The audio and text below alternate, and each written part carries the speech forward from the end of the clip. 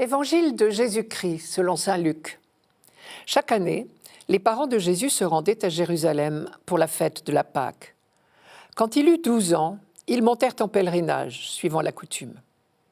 À la fin de la fête, comme ils s'en retournaient, le jeune Jésus resta à Jérusalem à l'insu de ses parents.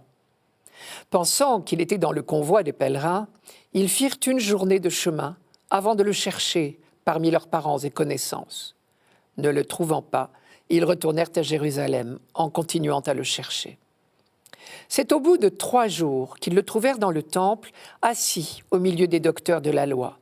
Il les écoutait et leur posait des questions, et tous ceux qui l'entendaient s'extasiaient sur son intelligence et sur ses réponses.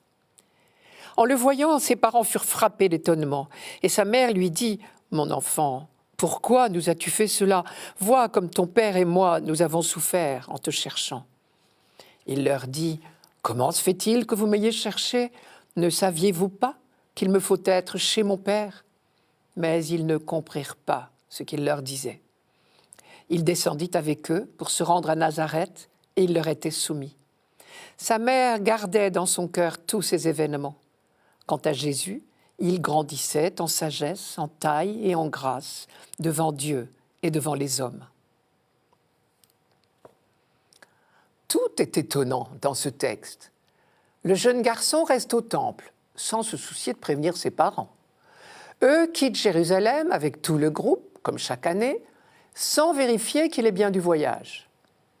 Cette séparation durera 3 jours, chiffre que Luc précise bien sûr intentionnellement. Quand ils se retrouvent tous les 3, ils ne sont pas encore sur la même longueur d'onde. Le reproche affectueux de Marie, encore tout émue de l'angoisse de ces 3 jours, se heurte à l'étonnement tout aussi sincère de son fils. « Comment se fait-il que vous m'ayez cherché? Ne le saviez-vous pas? C'est chez mon père que je dois être. » La manifestation du mystère de Jésus réside bien sûr dans l'émerveillement de tous, et particulièrement des docteurs de la loi, devant la lumière qui l'habite, de toute évidence. Elle réside aussi dans la mention des 3 jours, qui tout au long de la Bible sont le délai habituel pour rencontrer Dieu. 3 jours. Ce sera le délai entre la mise au tombeau et la résurrection, c'est-à-dire la victoire plénière de la vie. La manifestation du mystère de Jésus réside enfin dans cette phrase étonnante, dans la bouche de ce garçon de 12 ans, accompagné de ses 2 parents bien humains. « C'est chez mon père que je dois être. » Là, il s'affirme clairement comme le Fils de Dieu. Ce n'est pas compréhensible, effectivement, même pour ses parents. Et Jésus ose leur dire « Ne le saviez-vous pas ?» Même des croyants aussi profonds et fervents que Joseph et Marie sont surpris, désarçonnés par les mystères de Dieu. Cela devrait nous rassurer. Ne nous étonnons pas de comprendre si peu de choses nous-mêmes. Aurions-nous oublié la phrase d'Isaïe?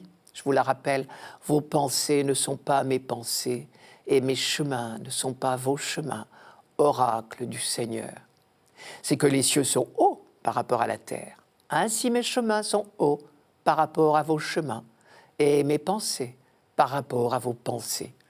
Isaïe chapitre 55, versets 8-9. L'Évangile nous suggère que Marie elle-même ne comprend pas tout de suite. Elle retient tout et s'interroge, et elle cherche à comprendre. Sa mère gardait dans son cœur tous ces événements.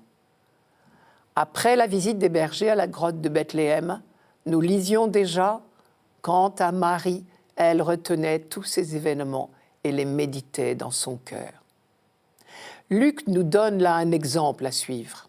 Accepter de ne pas tout comprendre tout de suite, mais laisser se creuser en nous la méditation.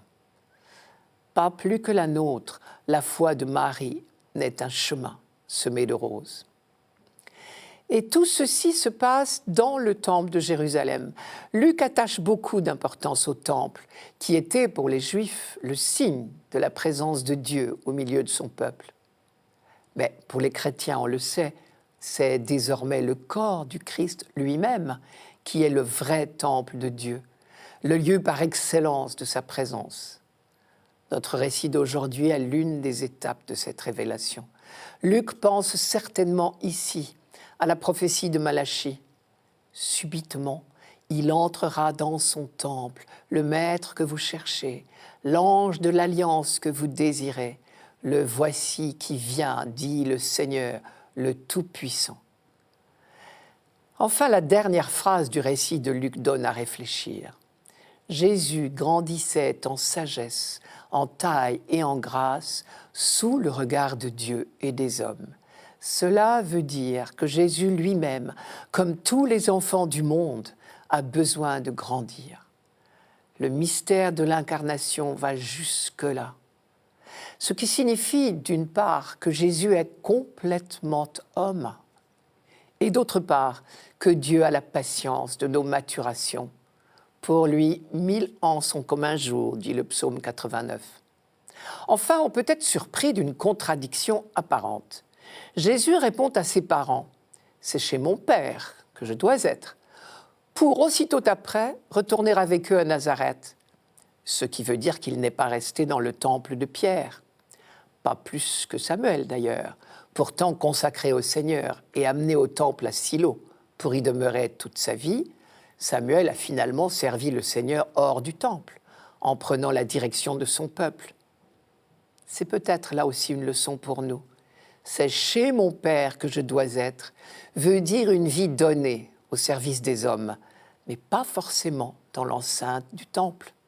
Pour le dire autrement, être chez le Père veut dire d'abord être au service de ses enfants.